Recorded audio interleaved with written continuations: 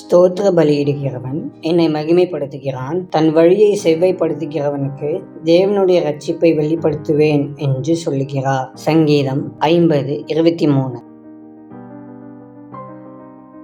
நாம் ஒருவருக்கு நன்றி தெரிவிக்கும் போதெல்லாம் அந்த நபரை மதிக்கிறோம். நன்றியுணர்வின் வெளிப்பாடு என்பது மற்றொரு நபரை மதிக்கும் ஒரு வழியாகும். நாம் ஆண்டவருக்கு நன்றி தெரிவிக்கும் போது நாம் அவரை கனப்படுத்துகிறோம் என்று பரிசுத்த வேதாகமம் சொல்லுகிறது. நன்றி சொல்லுவது எப்படி ஒரு பலியாக மாறுகிறது? அதற்கு காரணம், நாம் நன்றியுடன் இருக்க வேண்டிய காரியங்களை பற்றி சிந்திக்க நேரமும் சக்தியும் செலவு செய்து நம்முடைய முழு கவனத்தையும் அதற்கு கொடுக்கிறோம். நம்முடைய குழந்தைகளுக்கு நாம் ஏதாகிலும் சிறப்பானதை கொடுக்கும் போது மட்டுமே அவர்கள் அதற்காக நன்றி சொன்னால், அவர்கள் நம்மை நேசிக்கிறார்களா அல்லது பணத்தை மட்டுமே நேசிக்கிறார்களா என்று நாம் யோசிக்க தொடங்குவோம், இல்லையா?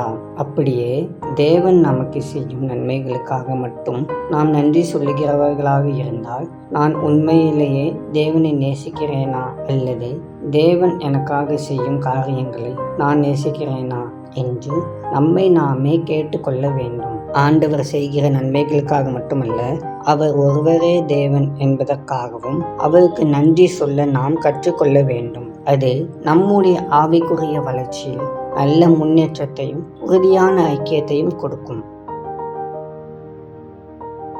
அன்பின் பரலோக தகப்பனே, இந்த நல்ல நாளுக்காக உம்மை நன்றியோடு துதிக்கிறோம். கர்த்தாவே, காலைதோறும் உம்முடைய கிருபை புதிதாயிருப்பதற்காக ஸ்தோத்திரம். கர்த்தாவே, நீர் எங்களுக்கு செய்கிற நன்மைகளுக்காக உமக்கு நாங்கள் நன்றி சொல்லுகிறவர்களாக இருப்பதோடு, நீர் ஒருவரே மெய்யான தெய்வமாக இருப்பதற்காக உம்மை வணங்க ஆராதிக்க எங்களை அர்ப்பணிக்கிறோம். இந்த நாள் முழுவதும் உம்முடைய துதியாலும் தியானத்தாலும் எங்களை நிரப்பும். இயேசுவின் மூலம் ஜெபிக்கிறோம் பிதாவே, ஆமேன்.